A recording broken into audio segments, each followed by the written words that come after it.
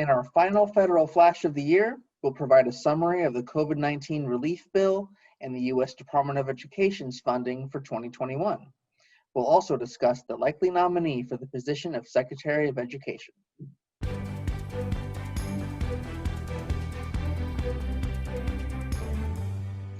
Hi, I'm Philip Love, and I'm joined by Lindsay Dworkin.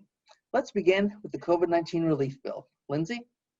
At long last, Congress finally put together a COVID-19 relief bill that passed the House and Senate and will be signed into law by the President. As you've probably seen in headlines, the bill totals about $900 billion. It includes $600 direct payments to individuals and families and restores $300 per week in additional unemployment insurance. It also includes $82 billion in education funding, of which $54.3 billion will support K-12 education, $22.7 billion will support higher education, and $4 billion will go to governors. The bill looks a lot like the CARES Act that passed this spring. Funds will be allocated to states and districts based on Title I, just like the CARES Act. That said, there are a few important differences. First, this bill provides 4 times the amount of funding for education than the CARES Act did. That's a lot of money, but it's a little disappointing because it's less than both House Speaker Nancy Pelosi's HEROES Act and the skinny bill proposed by Senate Majority Leader Mitch McConnell. Second, this bill carves out funds for private schools. Governors will give state departments of education $2.7 billion from their $4 billion to administer to private schools. This provision replaces the equitable services provision that you may recall was included in the original CARES Act. This is the provision that Secretary of Education Betsy DeVos tried to use to send more money to private schools, but ultimately got shot down in court. Third, this bill includes a few additional allowable uses of funds. To be clear, the bill maintains the CARES Act flexibility. Any use of funds allowed under the Every Student Succeeds Act, the Carl D. Perkins Career and Technical Education Act, and several other laws is allowable under this bill. In addition, Congress added allowable uses for addressing learning loss and for school facility repairs to reduce the risk of virus transmission and support student health. No bill is perfect, and there are a few important items missing from this legislation. You may have read that the bill omits the Democratic priority of funding for state and local governments, as well as the Republican priority of liability protections. Those were each poison pills for the other party, so they left them off the table. But other items were left off the table as well. First, the bill provides no funding to schools and districts to address the homework gap.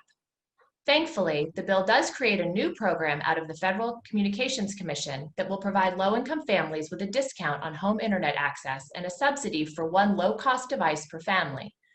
$3.2 billion is appropriated for the program, which is only about 1/4 of what the HEROES Act proposed to address the homework gap. The bill also left out homeless children.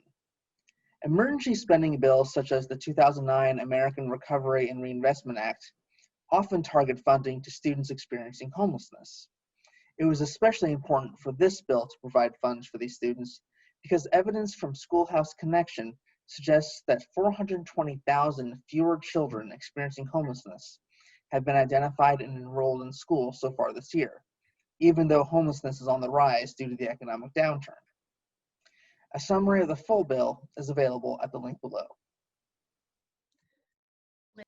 At the same time as Congress passed the COVID-19 relief bill, they also passed the annual appropriations bills funding the federal government.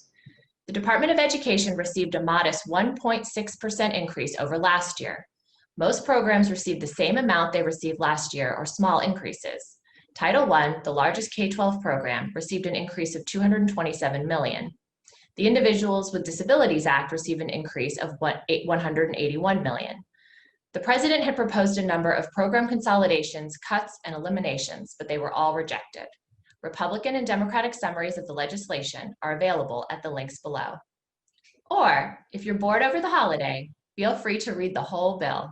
The annual appropriations legislation, combined with the COVID-19 relief package, weigh in at a whopping 5,593 pages. For our last story of the day and of the year, news outlets are reporting that President-elect Biden will nominate Miguel Cardona to be the next Secretary of Education. Cardona is currently the commissioner of the Connecticut Department of Education. As President-elect Biden promised, his nominee is a public school educator, having served as an elementary school teacher and as the state's youngest principal. He's also experienced in using the policy process to address opportunity and achievement gaps, having served as co-chairman of Connecticut's Legislative Achievement Gap Task Force. We expect his nomination to be formally announced shortly. That's all for today. Thanks for joining us today and throughout the year. For an alert when the next Federal Flash is available, email alliance@allfored.org. Have a safe and healthy holiday. Federal Flash is the Alliance for Excellent Education's video series on important developments in education policy in Washington, D.C. Watch online at allfored.org/federalflash, subscribe to our YouTube channel, or listen to Federal Flash wherever you get your podcasts.